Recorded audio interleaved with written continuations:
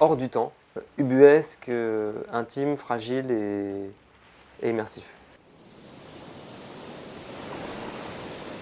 Alors le collectif Warning, c'est un groupe de musiciens et danseurs, des plasticiens, des scénographes, avec une place très très importante de l'improvisation, une attention vraiment un peu globale à la scène, à tous les paramètres d'un spectacle vivant. C'est un ensemble dans lequel quasi tous les membres sont eux-mêmes des créateurs, eux-mêmes Ouais. portent des projets, eux-mêmes ont une écriture, eux-mêmes ont une réflexion sur comment créer une musique, comment construire une musique.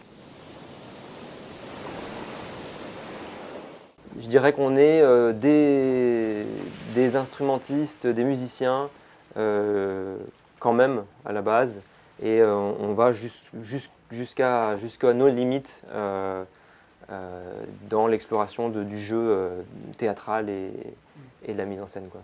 Il y a vraiment un travail avec Janwib de composition, d'écriture, de création avec les personnalités, avec chacun des musiciens qui composent le collectif, avec ce qui va aller amener évidemment dans sa présence sur scène, sa gestualité, voilà, un certain nombre de traits de caractéristiques propres à chacun, quoi. En fait, quelle est la limite dans notre perception du monde sur qu'est-ce qu'est la norme et la folie? La Nef des Fous qui a traversé le Moyen-Âge en Europe, qui était un peu à la fois le manicôme ambulant, c'est-à-dire un bateau dans lequel on envoyait les fous, mais aussi je dirais que c'était un peu le poubelle social, on va le dire comme ça, d'une façon assez grossière, dans lequel les villes se débarrassaient de toutes les personnes non grata, non, toutes les personnes qu'ils ne voulaient pas, en fait.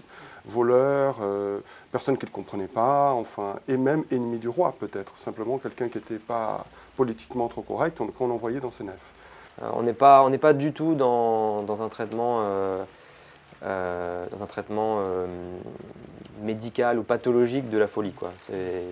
On n'est vraiment pas là-dedans. C'était un point de départ pour voilà, voir finalement en chaque individu, voilà, quelle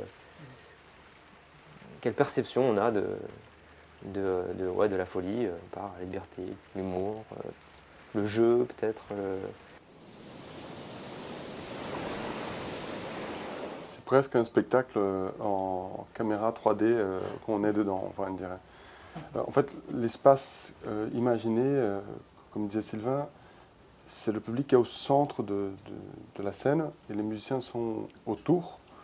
Ils vont traverser cette scène, c'est-à-dire, quelque part dans l'idéal, dans l'utopie qu'on avait, c'est penser le public en tant que membre aussi de cette nef de fous. C'est-à-dire le public n'est pas un spectateur peu, il est aussi un des membres qui a été renvoyé quelque part à l'intérieur.